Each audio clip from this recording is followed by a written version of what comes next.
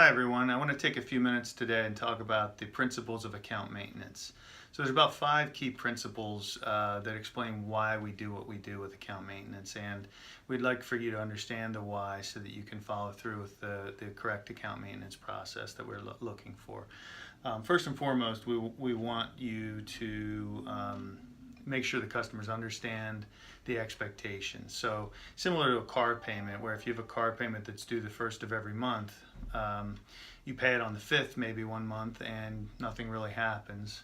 So maybe you pay it on the 5th every month. Pay it on the 10th one month, maybe you get a phone call or two, but nothing really happens. And so let's say you kind of continuously pay it on the 10th for a few months, and then all of a sudden the people financing your car are having some collection issues, so they decide, hey, you know what, I'm going to clean up this collection account, I'm going to go pick up that 10-day late car. They pick it up, you're going to be pretty upset because you're used to paying on the 10th and it never was a problem before, and now all of a sudden it's a problem because they're trying to clean up their accounts. And that's something that we kind of do consistently, and it's something we want to definitely avoid doing at all costs. We want to have our customers understand our policies and our procedures and our processes and follow those within the guidelines we've allowed so that they know exactly what to expect and they're not surprised by what we do on a day-to-day basis. So again, beyond that, the first step of account maintenance is set them up for success. So when we're renting them the item, that's our best opportunity to have them really pay attention to what we're saying. And so what we want to do is make sure that if they run into a problem, they should communicate with us. Our goal is to have them own this merchandise. We're always going to have some kind of options for them, but we can't really share those options with them if they don't call us and let us know what's happening. If they have a temporary problem, we're going to help them find a solution to the problem. If they have a longer-term problem, like a longer-term reduction in income, we want to make sure they're aware at this time of rental that we have lifetime reinstatement if they ever have to return it. We have a hold policy where we can pick up merchandise, freeze their payments for a few weeks, and help them get caught up on their other bills.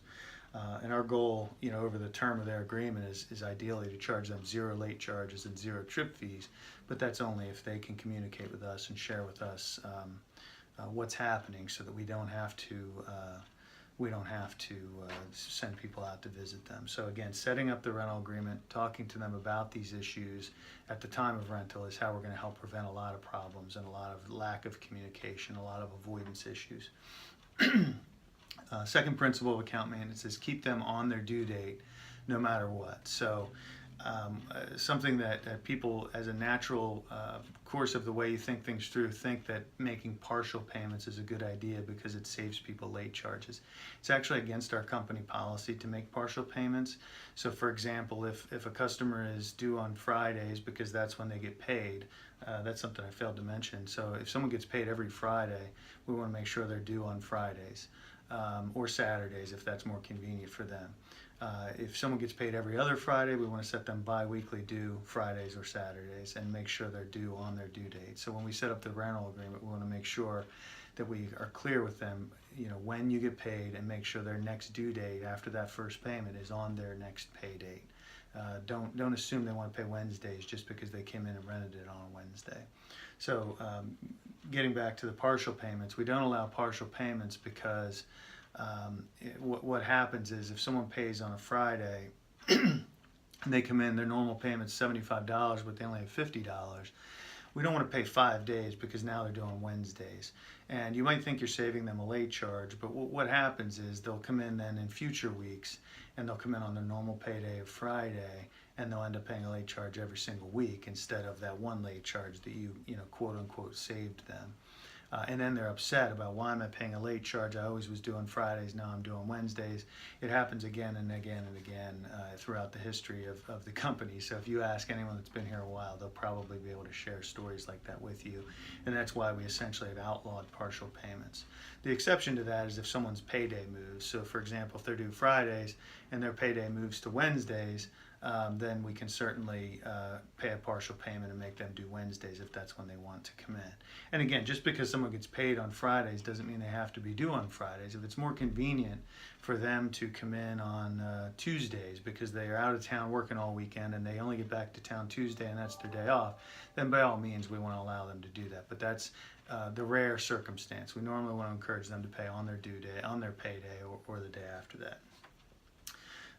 Third principle of account maintenance is finding out, again, continuous communication. So encourage customers to speak to you rather than avoiding you, and reward them for doing so. So if a customer has been avoiding you and they finally reach out to you or they finally pick up the phone call, don't beat them up. And by beat them up, I mean don't verbally, kind of say, hey, I got you, that type of thing.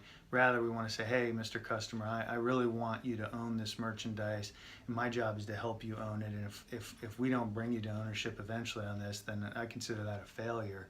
And we would really like to work this out. Can I sit down with you and talk to you about it? Or can we speak about it over the phone just calmly and talk about what's going on and what I can do to help you?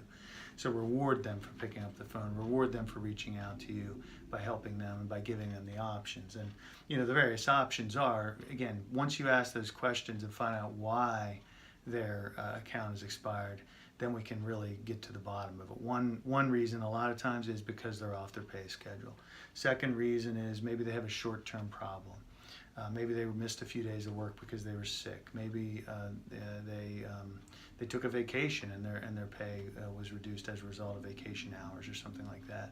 So again, what can we do? Can we make a double payment next week? Great, fantastic. Can we, if that's too much, can we pay a payment and a half over the next 2 weeks? In which case, we'll pay one payment, put some money on negative deferment or in the floating fund, and then the following week we'll pay the double payment. So whenever someone is short money, it doesn't mean we won't necessarily take the money. It just means we won't apply it to a payment because we want them to understand that this doesn't pay a full payment. I can put it on here in your bank, so to speak, and then when you have the rest of the money, we'll apply it towards a payment. And that's the way the payment and a half situation would work. And finally, if they aren't able to pay any extra, then we kind of look back in the history. We see they haven't had any free days for a while, and we talk about, hey, we can offer you free days. You've been a good customer. You've been paying on time for a long time. We can offer you free days, but you have to understand this isn't something we can do all the time. It's a rare thing. We do it for good customers, and then if something would happen in the future, we'll probably likely have to offer you some different options, but free days won't be one of them. You have to make the free day thing important so that they don't think of it as something that you're permitted to do just left and right. And then if the customer has a longer term problem, we want to make sure we consider that and say, all right, look, free days aren't really an option in this circumstance because if their hours were cut from 45 hours to 30 hours a week, they're going to have an ongoing reduction in income that we're not going to be able to give them free days every week. So our discussion needs to be, how do we reduce your payments to an amount that you can afford? Maybe we return some non-essential items. Maybe we trade in the 75-inch TV for a 43-inch TV.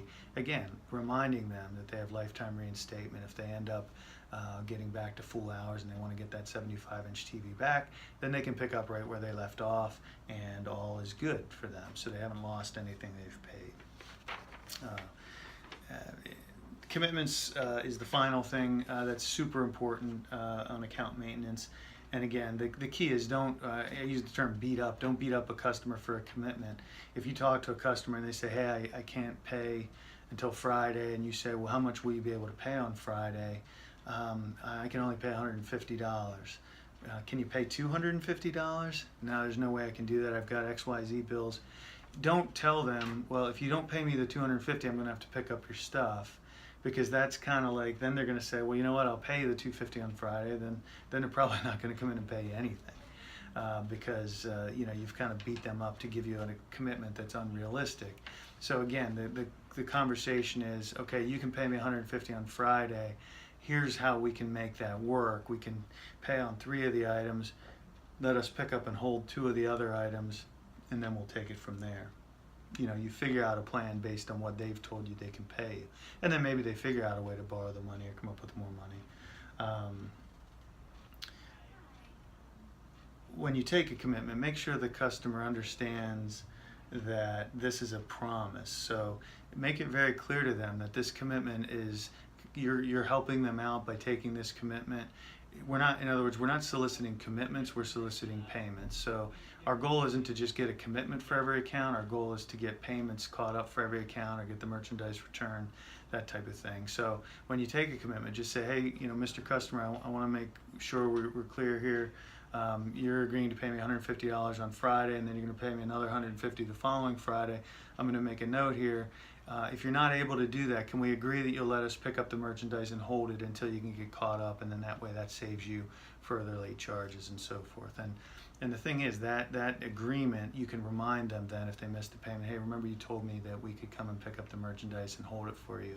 And that way you've had a good conversation on both ends. In some cases, if it's a pretty, I would say, a commitment that you're not super comfortable making, then you might go ahead and schedule the pickup and say, all right, Mr. Smith, I'm really going out on a limb here. If you come in Friday by 4 with that $300 you've promised me, we'll be good. And then you'll need X amount next Friday. But what I'm going to do is go ahead and schedule a tentative pickup for Friday at 5. And then that way, if you're not able to come in, we'll pick up and hold the merchandise. You won't owe us any more money. And then what we'll do is bring it back when you're able to pay. And that way, I'm not saying that you're always going to get it, but it creates a sense of urgency for the customer to live up to that commitment. So finally, with commitments, make them important. So have a list of commitments on your counter, cross them off as they pay.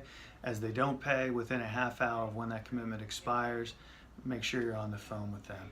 And again, to that end, always make sure commitments are done prior to the end of the day. So if someone says, I'll be in Saturday, try and get them to commit in by 5 on Saturday or 4 on Saturday, that type of thing, so that you're able to have time to follow up. Secondarily, have time blocked off if necessary. If you have a lot of commitments that you're not sure about, have someone available to run out and do stops that same day. So if the commitments are, most of them expiring Friday at 5, then maybe have an hour of trips scheduled from 5:30 to 6:30 where you can actually stop out and pick up merchandise or collect the payments. But again, make it important. So broken commitments need to be called, need to be stopped at within, again, same day if possible, if not the next day. And you're gonna see results if you make that important. Finally, first payment defaults or newer agreements, even if they're from older customers, newer agreements, if they're struggling to pay early on, you should just suggest that we pick up the merchandise, and then when they're able to better pay, they can get it back. But again, don't take commitments for brand new merchandise. If someone paid one payment and they're already late, you're setting yourself up for a lot of work over the next year and a half if you don't just pick up that merchandise. So again, hopefully you learned something today. Thank you for listening. All right, my video didn't stop.